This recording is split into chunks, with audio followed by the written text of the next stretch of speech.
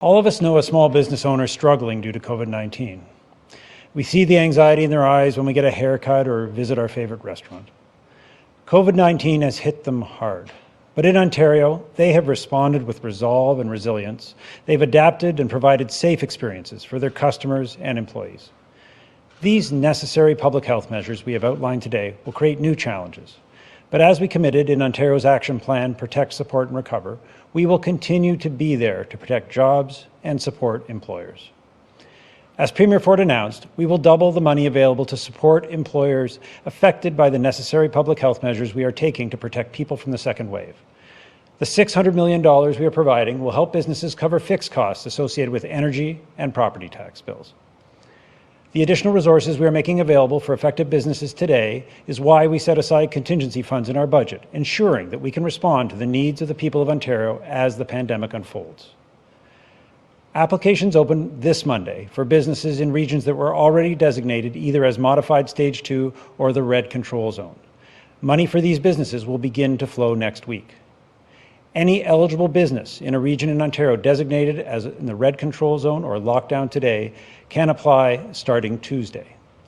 These rebates cover the entire length of time that a business is required to temporarily close or significantly restrict services. I urge every eligible business owner, whether you're in Peel, Toronto, as well as York, Hamilton, Halton, and now Durham and Waterloo regions, to apply for this support. And even though Ottawa is no longer designated as a control area, eligible businesses there can still apply for a rebate to cover the period the region was under enhanced restrictions. Visit ontario.ca/COVID support to apply for relief. Again, if you are a business owner in Peel, Toronto, York, Hamilton, Halton, Durham, Waterloo, or Ottawa impacted by the recent public health measures, visit ontario.ca/COVID support. Now, I know you have a lot in your minds right now, so if any of you have questions, please call 1-855-216-3090. Again, any affected business owner that has questions, please call 1-855-216-3090. I just this afternoon spoke to the Deputy Prime Minister, and I congratulated her and the rest of the federal parliamentarians on passing legislation yesterday that enables the new supports, including the Canada Emergency Rent Subsidy, to be available to employers in Canada dealing with a second wave. And I'm pleased that Prime Minister Trudeau announced that applications for this vital program will be open next week. Ontario will continue to coordinate with the federal program and our federal partners to cover more fixed costs for businesses and ensure relief is available in the most straightforward and seamless way possible. These rebates for fixed costs are an important and immediate way our government is supporting businesses, but it's not the only way. We're also providing $60 million of grants to help small businesses with added PPE costs. Small businesses should visit ontario.ca/COVID support to access that grant. With the federal government, we're providing $57 million to bring businesses online through the Digital Main Street program.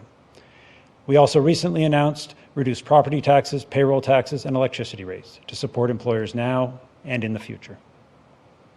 While these necessary measures we are announcing today are a very difficult step in our response to COVID-19, the challenges of a second wave will only strengthen our collective resolve to defeat this virus. To the people of Ontario, as you continue to do your part, we reaffirm that we will continue to do ours. Thank you very much.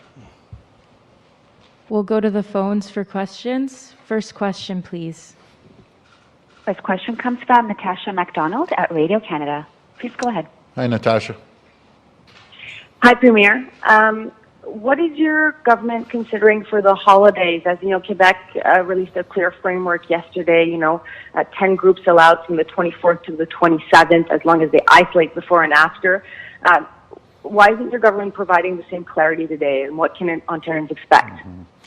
Well, over the next few days, we'll be rolling that out, so just bear with us. We're working with the public health table right now. Follow-up?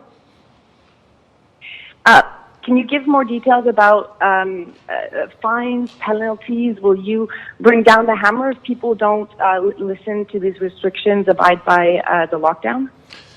I don't like, Natasha, using the word bring down the hammer, but, people have to abide by the regulations and the guidelines set forward by the Chief Medical Officer of Health. This is the only way we're going to get through this. I know it's difficult for everyone. What we're doing everything we can to avoid the spread into other regions. Right now, it's Toronto and Peel. It's absolutely critical we follow the guidelines laid out. Next question. Next question comes from Cynthia Mulligan at City News. Please go ahead. Hi, Cynthia. Hello, Premier. Over the last few weeks, you have been repeatedly saying that it's people having social gatherings, private parties, whooping it up, that are responsible for the spread. Yeah. What in this is actually going to target them? Yeah. It seems like you're penalizing these businesses like outdoor patios, but it's not doing anything to stop the people that will still flaunt the rules and have indoor gatherings. Yeah, we put forward the largest fines in the country of $10,000 for anyone who's holding large parties. As Minister Elliott just mentioned, the fines are $750 per individual. But Cynthia, I'm really hoping in this crisis at this point that people are actually listening. And I truly believe even in Toronto and Peel people, vast majority of the people listen to us, but it only takes even 1% of the population not to listen, and it starts spreading throughout the community. So I'm asking everyone, please, just follow the guidelines. That's all we're asking, and we're going to get through this. Follow up? Okay, can you say how long you expect these measures to last? And as my teenage daughter just angrily remarked in the background, so I can go to school, but I can't have one friend over in my house. Like, how do you justify that? I fully understand, and tell your daughter I apologize, but this is for the health and safety of her grandparents, for you, Cynthia, for me, for everyone. I'll pass it to Dr. Williams.